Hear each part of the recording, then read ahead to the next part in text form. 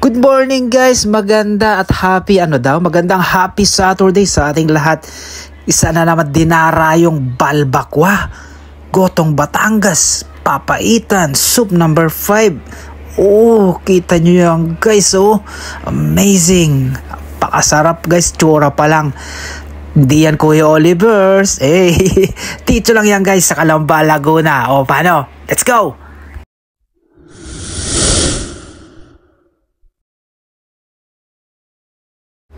Ito nga pala guys yung pinipilahan at dinarayong balbakwa dito sa may Lamesa, Calamba, Laguna. O, di ba napakalapit lang guys?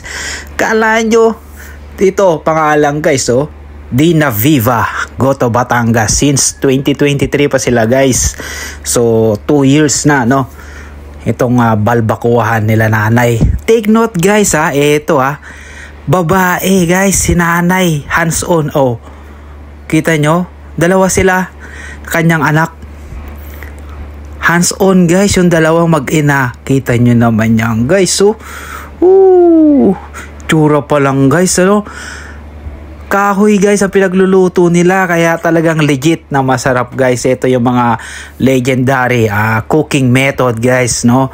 Hindi siya yung kumbaga pinilit. Yung mabilis ang luto.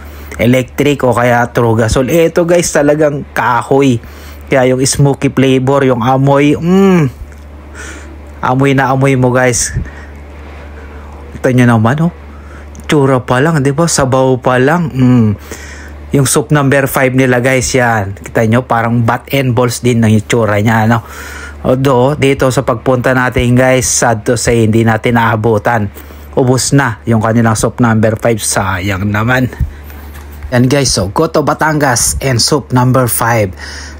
Tanya guys, medyo maliit lang yung area guys, pero dinarayo siya, di ba? Ibig sabihin masarap yan yung price list ng mga menu nila guys, di ba? Kita mo, napaka-affordable guys, hindi siya ganun kamahal. Then kasama natin yung tropang gutom, yung aking mga ka-rides guys, yan. Dito lang din sila yan sa malapit, di ba? Kita nyo guys, so sulit na sulit sa halagang 100 plus 120, 140. At ang the best part syempre, ang tikiman time, yun o, taba agad. First bite, grabe guys.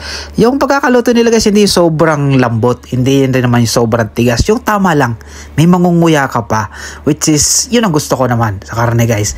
Hindi yung sobrang lambot na as in talagang lulunukin mo lang, di ba?